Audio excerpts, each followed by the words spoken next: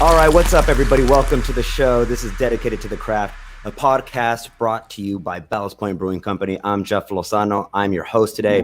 And in special light of Mr. Colby Chandler's 23rd anniversary here at Ballast Point, we decided to bring you a string of episodes where he gets to sit down, crack open a couple of beers with his friends in the industry, and I just get to listen in and ask questions. So without further ado, let's bring on the hop father himself, Mr. Colby Chandler, the Lord, and our buddies, local legends in and of itself, Mr. Pat Mcilhenney of Mcilhenney Brewing Company and Chuck Silva of Silva Brewing Company up in Paso Robles. What's up, guys? Hey, love it live. I know, man. I know there's a lot going on for you guys. Oh, yeah, let's do that. Hold on real quick. Oh. Yeah. Oh, my God. That's the Brewers ringing of the gong. Gentlemen, Cheers. It's good to see all of you, and it's a pleasure to be here. Cheers. Cheers. It's refreshing. Now it's official. Now it's official. Swinging Friars Ale. I'll let Colby talk a little bit about that, and then you guys just please enlighten me with stories. Well, you probably should have introduced us with the plural, Hop Fathers. Hop Fathers, that's right. Yeah, the League of Champions. That's what I'll say. Probably two of my favorite brewers on the planet. You know. Oh, come on now. I think we've talked a lot about hops over the past 23, 25 years, even before I was working at Home. And I think we're gonna tell some good stories tonight. And the reason I picked Friars Ale, not only because baseball is kind of going back again, so it's somewhat relevant in that sense, but there's one hop in here, and it's Simcoe. Oh, nice. So Simcoe, Pilsner malt, Cali ale yeast, nice and simple. 5%. Good. So I know you guys like Simcoe a little bit, right? Just a little bit. Just a kind of tiny little bit. It's a simple beer. It's a great ballpark beer. It's something that you want to be just, at least imagining that you were out there in the beaming sun watching the good old ball game, sipping on this stuff. Yeah, this would be perfect for a ball game. Yeah. We just teamed up with the Padres and kind of ran a benefit for feeding San Diego, and we got to just about 20 grand to give them. So off of this beer, so, that was kind of cool. That was a good team up, good match. Guess we'll start with Chuck. Did being a deckhand on a lobster boat and being in the military make you a better brewer?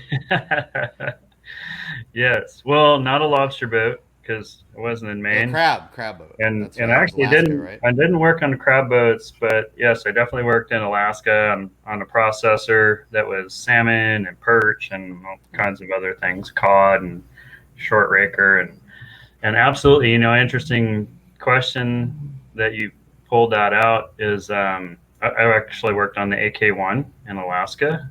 And that was 1985. That was my first introduction to process line. And that actually really, really stuck with me. And I actually helped the process engineer basically do repairs from time to time and work on equipment and just to do some extra work. Anything you do like that sticks with you, adds to your skill set. I grew up in a family of construction, so I actually had some hand tool skills already. So it was a nice lead in to be able to work on some of that stuff. So what a great experience. And then Navy time. After that, a completely different experience. You learn things like good log keeping and, of course, just discipline, period. But you work a lot, and I don't know. I trained a lot. I worked a lot, and one of the things I got to that really helped was the schooling. So I got electrical, electronics theory, electronics training, troubleshooting, and all of those were invaluable for different reasons. And it's still applicable today when you have to go do a repair or find out why is my pump not running, or what is the problem up the line or down the line that's, something brewery equipment wise is not working. So yeah, those are all great experiences. Right.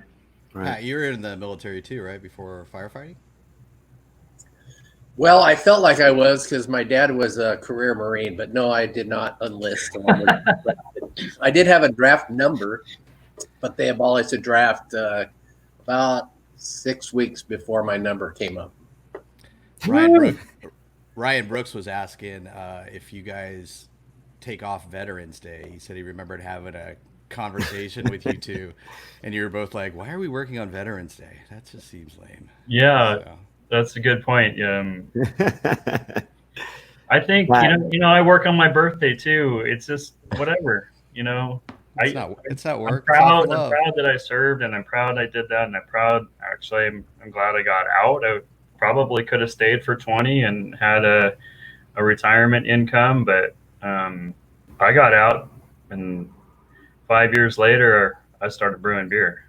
I mean, actually, I started brewing beer as a hobby then, and then 5 years later, I started brewing as a commercial brewer.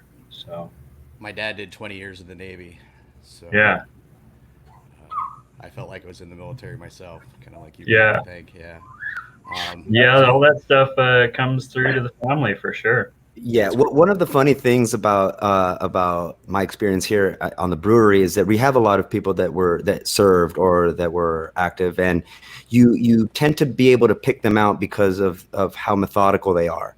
And one of the things, one of the big takeaways, not just because they know how to do hard work and not complain about it, they have a keen eye for just a method and a structure. And in the brew house, especially when it's going fast paced, there's nothing better.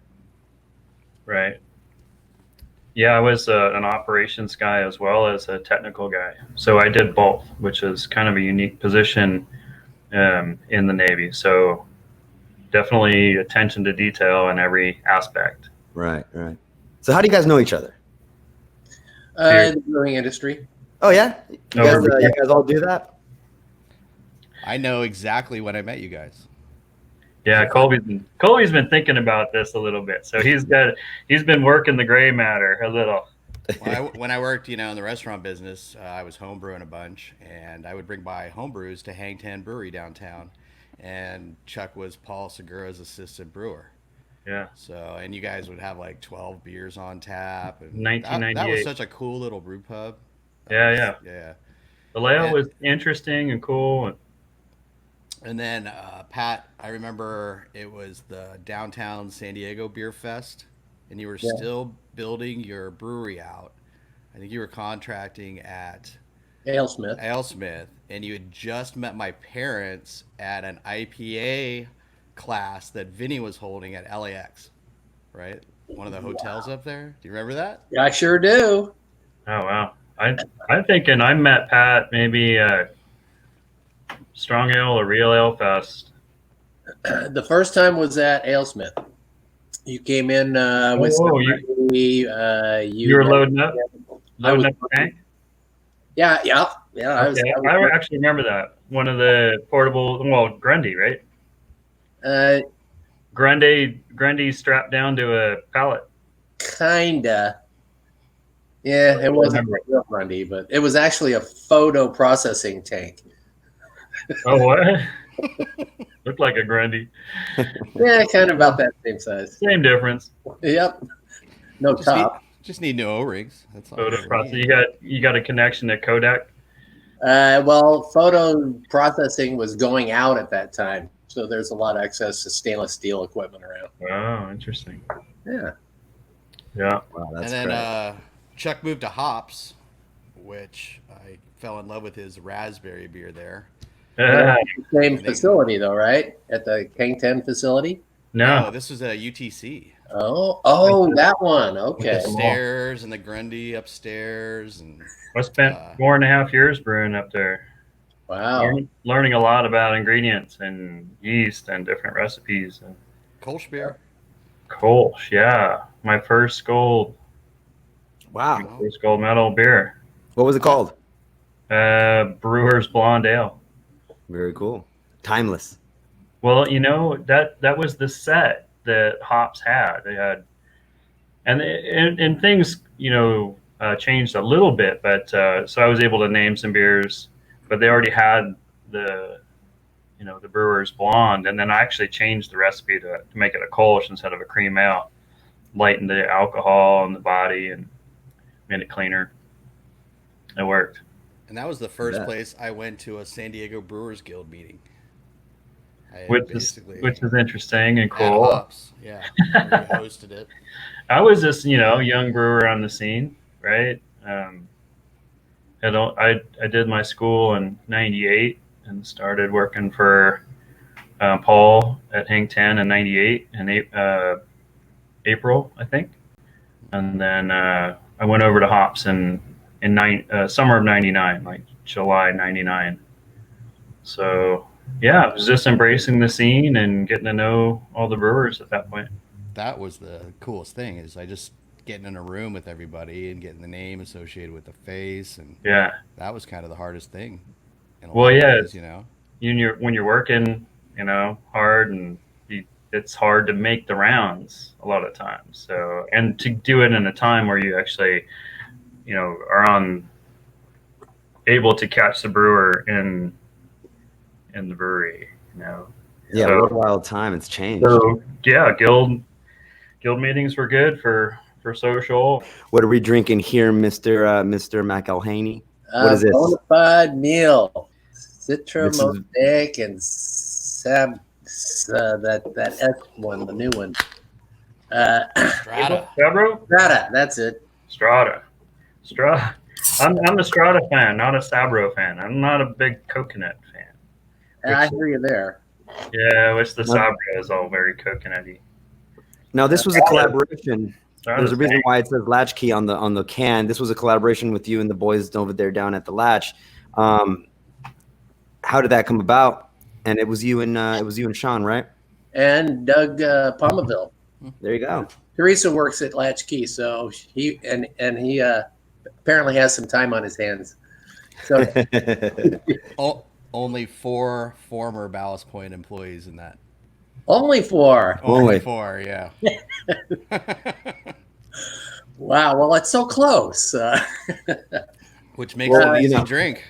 Just for anybody that's not watching this and listening to the audio form, we just flashed the crowler fill, and it's at Latchkey, and then Bonafide Meal, which is kind of a timestamp, right, in this whole thing. That's a clever name, and Latchkey is known for their clever names. Well, if you want to serve a beer nowadays, you got to serve it with a Bonafide meal. So that was the way around it. Yeah, we're closed. We're closed right now because of that. So we're probably going to get open this weekend with some food. Oh, that's great. I ordered the Twinkies. They're on the way. Awesome. Does that mean you have to order 2 at a time? Because you have to have a beer and a Bonafide meal? Yes. Unfortunately, you do have to order 2. The first time around. I think it's a stack. You have to order a whole stack of Twinkies. Yeah, and the second time around, you can just order the beer. Hey, well, listen, the 3 of you guys are masters of the IPA, respectively. You guys have each done something that I would say took the style to another level, if you will. And I just want to know what is it about IPAs? What is it about the West Coast IPA, and what's that story? Who wants to start? That's a big question. Well, it is. It's loaded on purpose, gentlemen. Yeah. We can start talking about West Coast, and then I'll finish with double. Go ahead, Chuck. There you go. So, lots of IPA had been, already been brewed, and lots of it already. Stone was on the San Diego scene, brewing IPA, all the brew pubs. Actually, San Diego early was a very brew pub centric place, and so there was a lot of good IPAs being brewed in San Diego. And then, and as I was brewing at hops, I was an early adapter for Simcoe. So it's funny that you should mention the Simcoe and send over the Swinging Friars. When it came out, we used to have very little access to the hop growers, but we would all gather during the craft brewers conference, and then hop brewers would bring out, what their new developments were, and when I got my hands on some Simcoe, I was like, I want this and I want it now. And so anyway, that was the early hops days, and actually it led to a bronze medal in 2003 for IPA for me at the Great American Beer Festival. Later, I had no idea that later it was going to be a bigger influence for me, and ended up at Green Flash in late 2004 and released the beer affectionately known as West Coast IPA. I think it was March 1st of 2005, and it was very Simcoe laden with Columbus and Cascade, and also included some Amarillo and Centennial additions in the dry hopping as well. But the sentiment was that we were setting out at that point in 2005 to make a new flag, or a new benchmark IPA, and it was going to be a West Coast IPA. It was going to be bold and hoppy and bitter and zesty and aromatic and all of those things together, all wrapped up into one.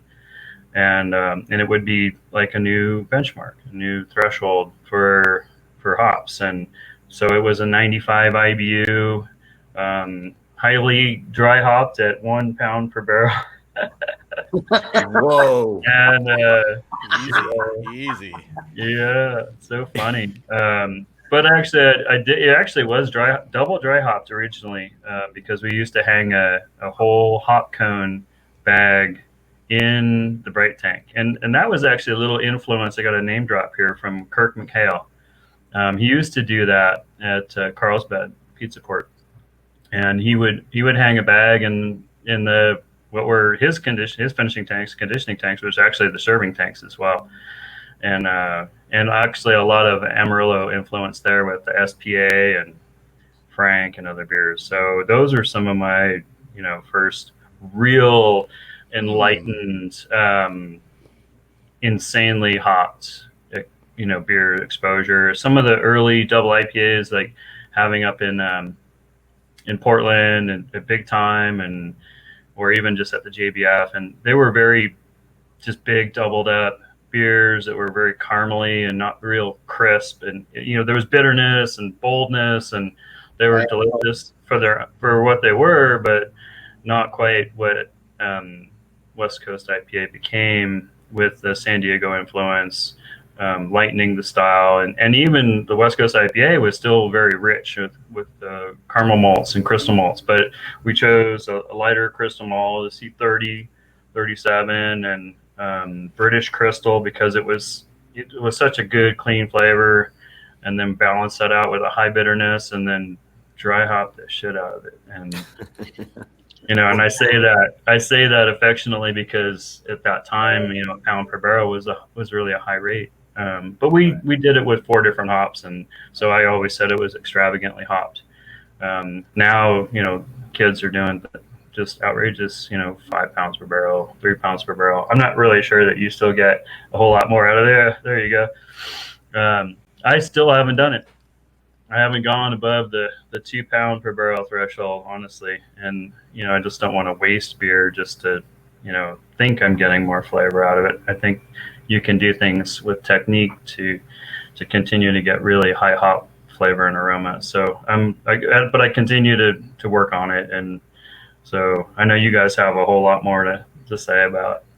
So I'll pass the torch. I'm going to jump in real quick. And, for us, we didn't make an IPA until 2000, after being open in 96, homebrew store in 92. The original brewer, Peter Ahern, honestly just didn't like the style. He loved the European styles. So we were making, kind of a red beer with all Centennials in it. So when it came time for the IPA, that was Big Eye, is 100% Centennial. Nobody was really doing a single hop back then. And then 2005 was Sculpin. So then we had 2 dramatically different beers, one using our proprietary yeast, the other one using Cali, one heavy on crystal, one super light, hardly any crystal, one residual. sugar to help with the bitterness. One, I think we were doing 2 pounds dry hopping right out of the gate on Sculpin. So that's kind of where our West Coast, because you were 2005 with West Coast, with Right. Amarillo and Simcoe in it, and then when did Duet come out, Pat? Goodness, it had to have been 2003. I think so. 2003, 2004. And the hops in that? Simcoe and Amarillo. Oh, hey. Yeah, funny that. It's a nice duet. Two hops in harmony. The reason why you guys hung out. And then when was the first hazy IPA ever produced at Alpine and the world? Well, I think the original Nelson was what spurred the hazy phase. I did not like the polyphenol haze components of the beer. The New Zealand hops were really high in polyphenols. And so I tried one more fining agent, because I don't filter, to help clarify the beer, and it didn't work. So it just went out hazy. You could tell you had a fresh batch when the hazier it was. But the principles behind it were always the same, and I think that's what guides the principles of a hazy today. Balanced bitterness, not sweet, not bitter. Hop forward, malt is a secondary player, and punch in the face with that with the aroma. Yeah, the haze part was just a convenient byproduct. What do you got there? Is that your new dog, Bodie? Boyd. Oh my gosh! Yeah, for anybody not watching this, there you go. Beautiful dog. Look at that! Look at that! Mr. Chuck Silva Square. Cute. Massive pause too. Massive pause. Just over. I'll let you guys get back to it. He's a sweet boy. Awesome. You should get your beard to do the same thing as his. Just go like down on the side like that, and then trim it up around the chin. Kind of just blend together sometimes. Yeah. My taste in men.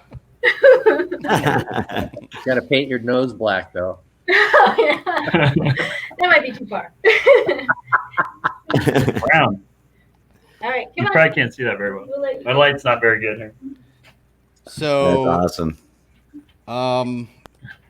When I started playing with a strong hoppy ale for the second Strong Ale Festival, I had really never had any other beers that were like that. And then basically, and I had never had Blind Pig. And then right away, you were doing Pure Hoppiness, and Vinny was doing Pliny the Elder, kind of all within the same time, the same year. Yeah.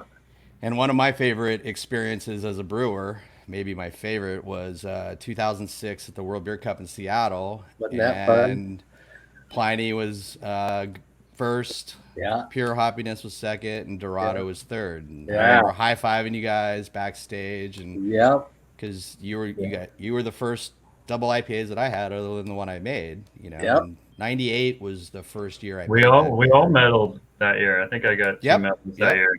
Nope, I have pictures from that actually. So how cool!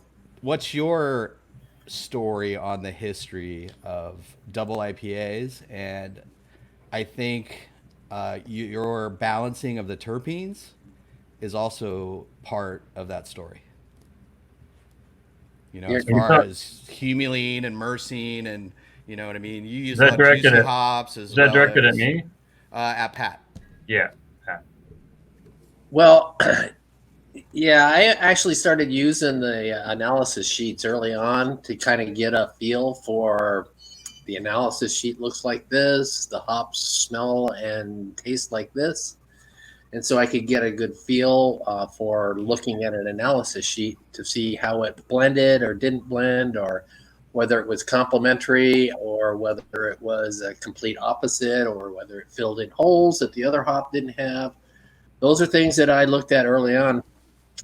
But to be honest, the IPA category back in that day was, originally from the English version. It really didn't have a lot to do with how we were bending the rules at the time. Hop forward was not common. An imbalanced beer where the malt didn't play a significant part in the profile or the flavor was new. Using hops for just a couple of minutes in the brewing process after you spent dollars and dollars on a pound of it made you kind of nervous, and you weren't sure you were actually doing the right thing. After thousands of years of people brewing beer, you'd think they'd have somebody try this before now, but I kind of looked at flowers as the key ingredient that people hadn't exploited for all of its virtue. The flower itself was just used for bittering, and I know flowers have a lot more to offer than just bittering. So utilizing that in the aromatic capacity was what I tried really hard to emphasize. And then again, we're talking about West Coast style IPAs entering in the category, the IPA category. And I'd worked so hard on pure hoppiness. I tell the famous story about making batch after batch after batch of pure hoppiness and offering it to Val and telling her, this is bad, and tell me what you think. And she'd say, oh, this is good, but can you make it hoppier? And after many, many versions of that, I finally got one where she didn't say, can you make it hoppier? And that's when I stuck with that recipe. But it had to have a hop back and all that stuff. It's the ratatouille of your IPA. But then the double IPA was a new category, a category I guess they had to create because of the beers that were being offered out there. Pure hoppiness was not originally a double. It was 6.8% originally, and it wasn't that very long commercially. But once I found out that there was a double IPA category, pure hoppiness changed and became an 8% beer. Yeah, 8%. It had to go with that. Wow. Remember gas and lots of 8% pure hop at Whistle Stop. Yeah, I remember I used to be able to drink pints of that, and that beer anymore is kind of give me a 10 or give me a 10 ounce. You're drinking it at hours that I don't even acknowledge anymore as being awake hours. Yeah. Good old days. Exactly. I loved pure hoppiness so much that I would take it to events that we were pouring Ballast Point at and pour it next to it.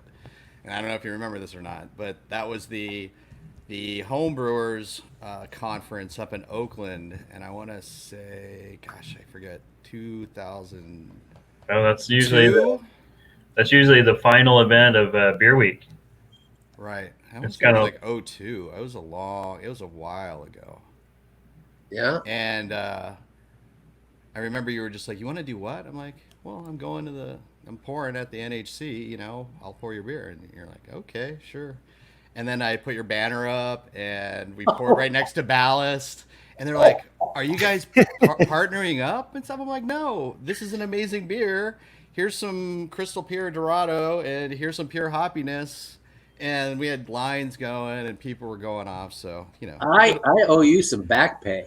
You did not know that, Pat? That's funny. Wow. Well, I think that's the thing about San Diego when Colby talks about the early guild meetings, and there was a collaborative spirit, and we were all about pumping each other up instead of just fighting for the next tap handle. And it made a difference, and it finally made a difference. Maybe 5 years later it broke, and there was craft beer tap handles everywhere to be had.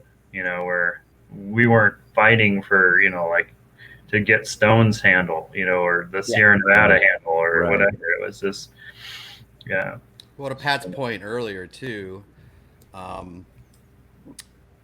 it was more about promoting beer made in San Diego County, which I don't think Right. anybody realized how much great beer was being produced. Not early on. Hello? I'll get So, it. I'll get Yeah, it. sorry. That's why it was Yeah. important to me to start the Guild Fest Curbside. and feature Curbside only San Diego brewers, you know, and those first World Beer or World Beat Center San Diego Brewers Guild festivals. Those were fun. Yeah. Yeah. Wish we could go back there. That was a super special time. Yeah. And in San Diego beer history, and for us, you know, as attending and, you know, brewers, and that was just really well done event.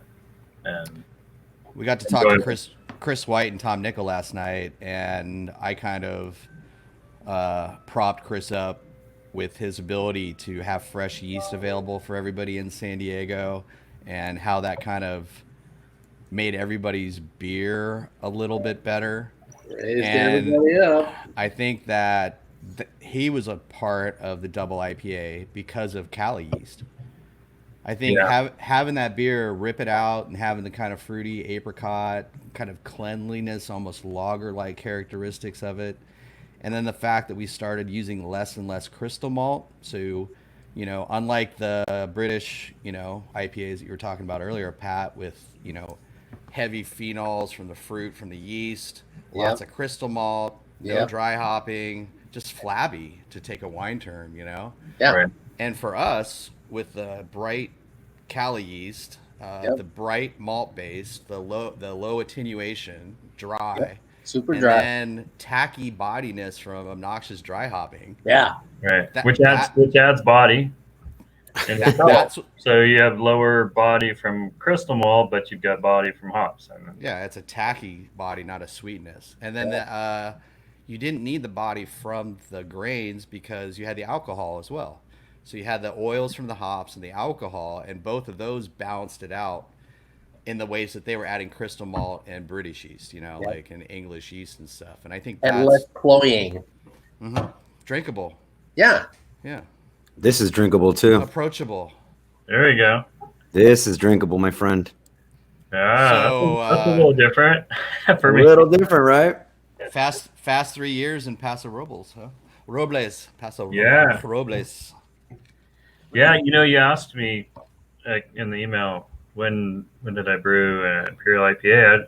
I had to sit back and think about it. I never brewed one at Hang 10 with Paul. I never brewed one at Hops, actually. Brewed IPA. I brewed double alt. I brewed double Bach. Brewed some triple. I brewed some double, but I never brewed a double IPA at Hops. And so actually that didn't happen until I did a year at Carl Strauss after Hops. So it's still not there. And so Green Flash was where I brewed the first double IPA and Imperial IPA. And actually we had another brand there. You might remember the Reaper brand that was brewed in Slayer.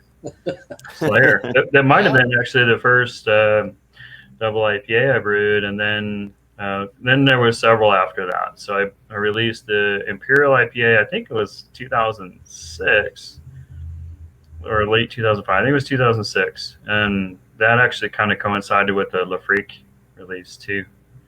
Because I actually used our Imperial IPA wort to make La Freak. And, you know, so I set out to do it a little different because there was already, you know, it's already Pliny. There was already, you know, some really awesome CTZ hopped Imperial IPAs that were lean. And so I set out to balance, you know, listening to Vinny talk and, but I set out to balance and, you know, and talking to you guys too. And even Kirk, Mikhail, but I set out to balance a light colored, light bodied IPA, balance the alcohol with the hop. And so hop resin instead of with crystal malt. So dialed that back. There was still a little bit, but it was very, you know, diminished for a very blonde color. And I chose Summit. Very polarizing hop. Yeah. And actually it made a super dank beer, but I used a combo. I was like, well, it's super dank and over the top. And actually, the first Summit that I used wasn't oniony and garlicky. It was actually super evergreeny because it was the dwarf varietal, and it was just beautiful and just bright. And so I selected that. And I don't know if you guys remember that. I think that was an early BSG play. That they were going for this dwarf variety from the growers that were doing that. So anyway, I grabbed that and I paired it up with something nice and fruity, nugget. So it was, 50-50 in the boil, or throughout the boil was blended somehow, and then 50-50 in the dry hop Summit nugget combination. So anyway, just a fun side note. I have to be honest. Summit hops are not my favorite. Yeah, I get that. Polarizing. Yeah. Especially the more they got over 20% alpha acid. Yeah. And they left them on the bind too long, and it started. It just that's what I'm saying. The dwarves they were early harvested. Yeah, that was way better. But then they kind of went away because they had problems with the growing habit and harvesting and everything. So they smelled like something that I'd want in a marinade. Not a beer, because of that huge garlic and onion to it. Yeah, that just became but then selection became the thing. So I was able to select Summit that didn't have big OG. Right. So selection came into luscious. So get them to pick it early. I hope this was named after your beard. It's named after those lips. I don't know. My beard is not luscious. We have to make up a name for your beard, dude. It's luscious is underselling it. That thing is majestic. Not even that, dude. It's way above that. Nice. That's great. I gotta go get my luscious beard. But it's my answer to lots of people coming in and saying, "Hey, you got a hazy IPA?" And when I opened Silva Brewing, it wasn't in my book. It wasn't in my list. It wasn't in my view. I had no intention of brewing a hazy IPA. What do you mean? I've worked hard to make my freaking IPA clear. What are you talking about? Well, what's funny, Chuck, is that you've been touted as, what you're renowned for is having such a diverse portfolio when it comes to your beer styles, what you brew, and the fact that you haven't touched this popular style in such a long time. It's still according to your philosophy, man. You're still brewing weird hazy IPA for you is odd. So you're sticking true to being an eclectic. When I went there, I definitely went there with the West Coast style. But adapting, all the great adaptations of how to infuse wonderful hop aroma and flavor. So predominantly late edition hop, Citra and Mosaic, just a super dump in the whirlpool. I do just a little first wort hopping, just kind of hanging on to some old things. So the Citra, the Cryo Citra has a byproduct called Citra Noble, and I actually use a little Citra Noble. It's a low alpha, but it gives a little flavor and a little bitterness. Just an early addition, and I think it actually adds a little something to the wort structure and stability. Actually, we do this, so Colby will appreciate this one. We do a mash hop edition as well. So, yeah, I can thank Colby, I think, for mostly what I know about mash hopping, which actually most people don't know a lot about it. And interestingly enough, we've had some really cool conversations about it. And I did maybe one or two mash hop editions prior to, but I think the first one that really stuck with me that I brewed was the Surf's Up Symposium IPA in 2008. Oh, shit.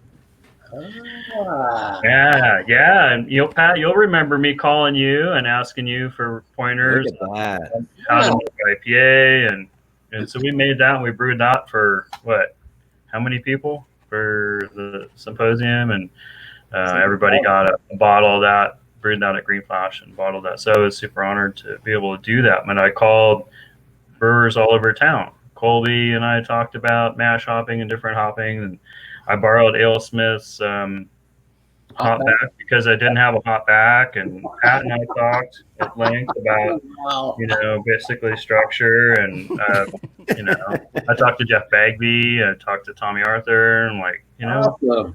What do you guys want? Because I wanted to be representative of everybody and not just it's a Chuck beer. I wanted it to be a San Diego beer. That's so cool, man. You definitely have that collaborative. We've done a bunch of fun collabs over the years, for sure. So anyway, back to the.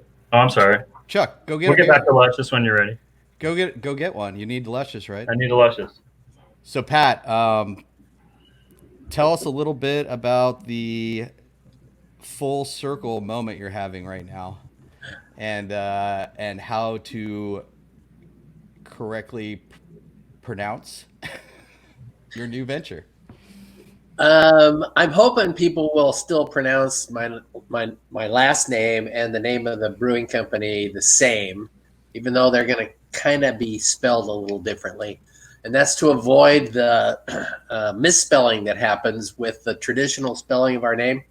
The capital I looks like a lowercase L on a lot of fonts.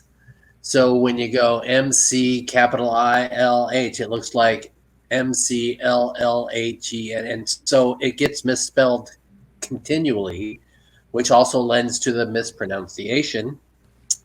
So we thought we would name the brewery in a manner that would make it easier to spell correctly, because websites and all the social media access depends on spelling things correctly.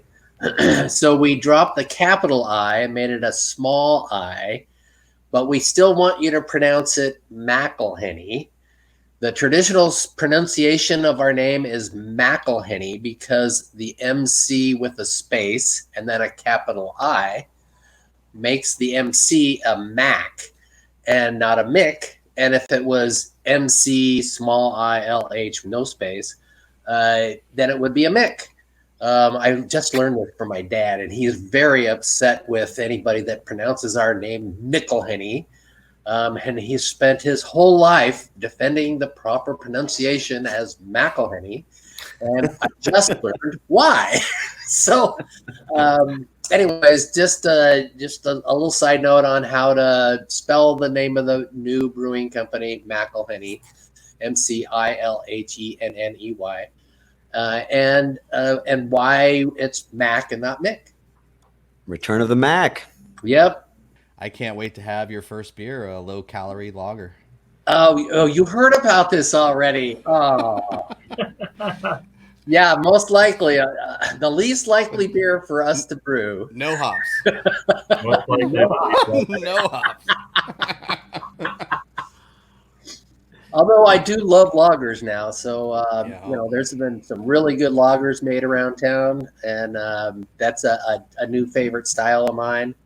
So that'll be part of the Mcilhenney repertoire as a nice, decent Pilsner, like light lager. I should send you some of our Pilsner. We made Pilsner finally. Awesome. Well, I resisted. I love Pilsner. I absolutely love Pilsner. Well, it's a hoppy light lager, right?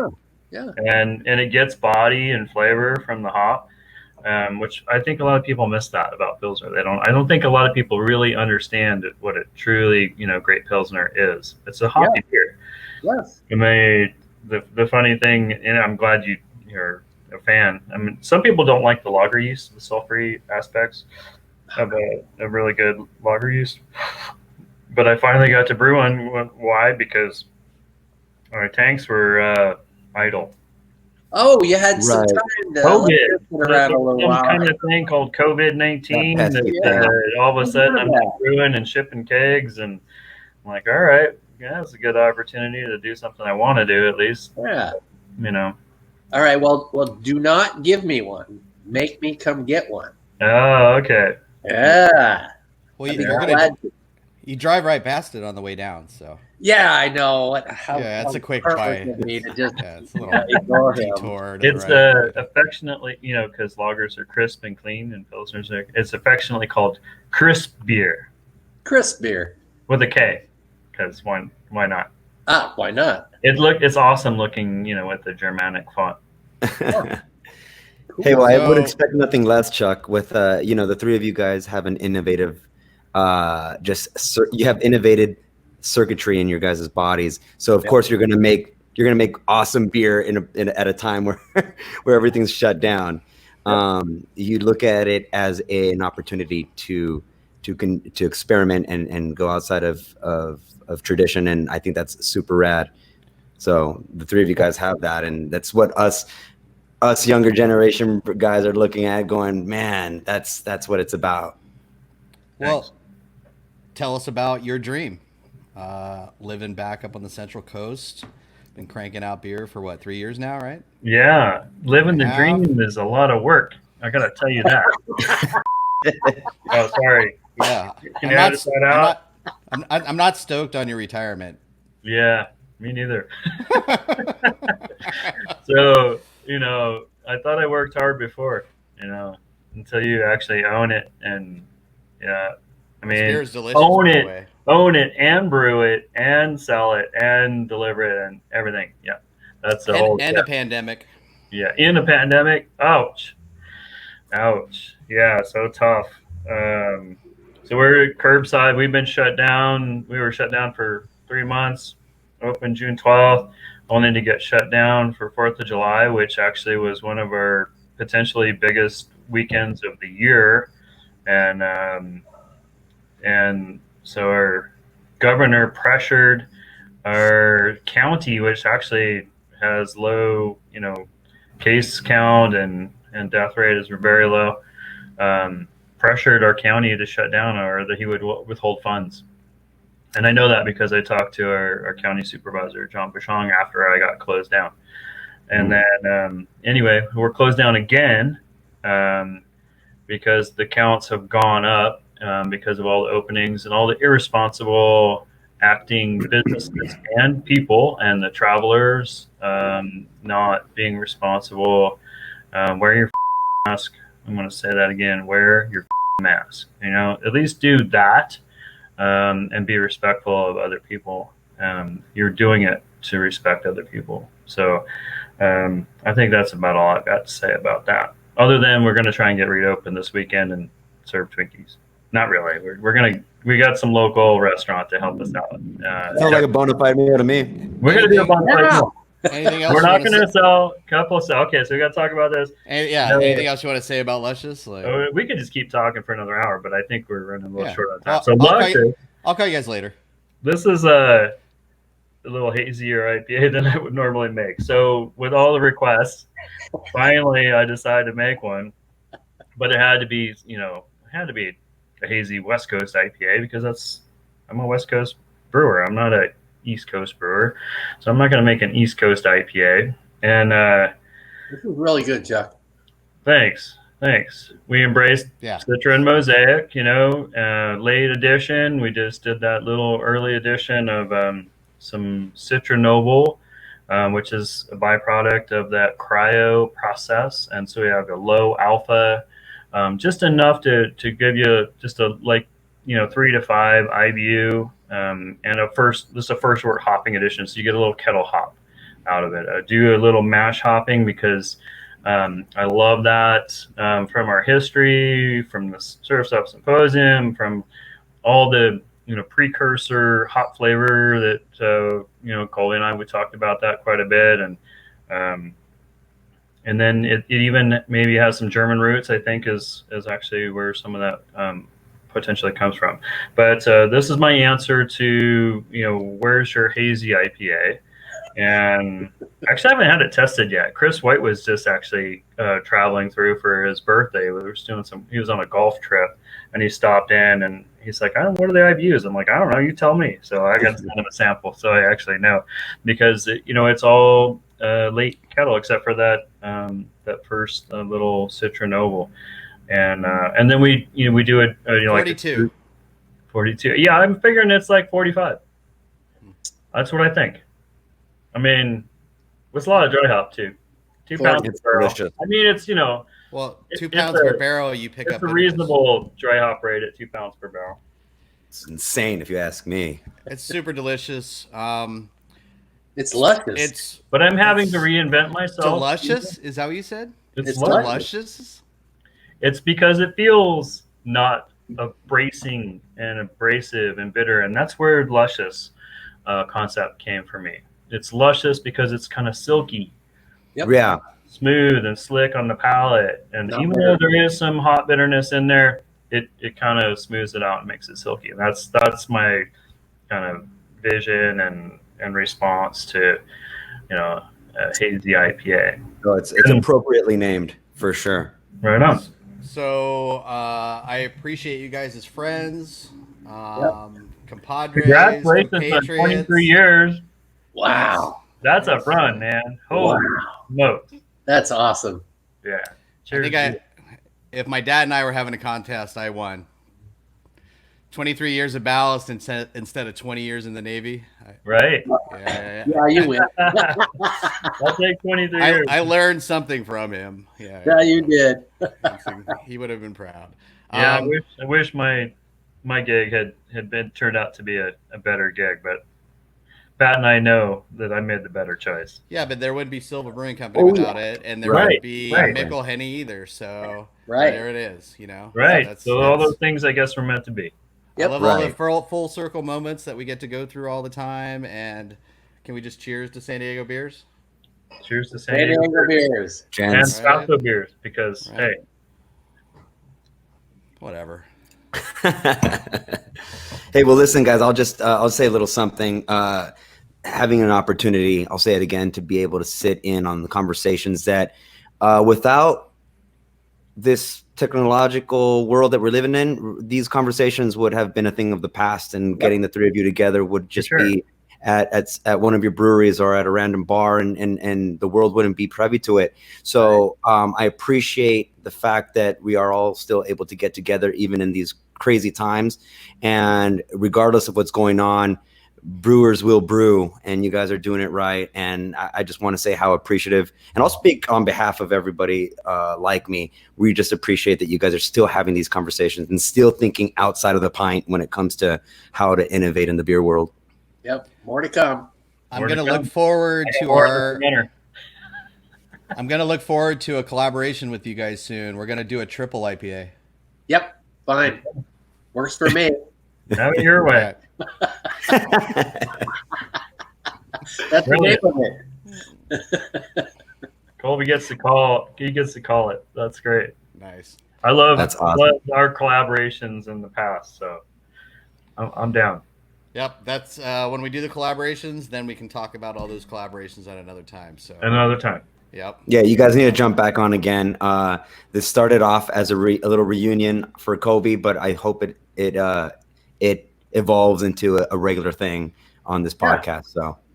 Oh no reason why it shouldn't. Yep. Happy to do it anytime.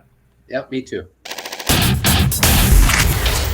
Wow, what an honor again to be sitting amongst these brewmasters, legends, Pat Mcilhenney and Chuck Silva, along with Colby Chandler. What a treat. I hope you all enjoyed that conversation, going down their memory lane and getting an update as to what they're up to. Do yourself a favor and go pick up some Chuck Silva beer wherever you can find it. And then whenever Pat is slinging beers, it will be available for everybody too. So cheers, you guys. Thanks for listening.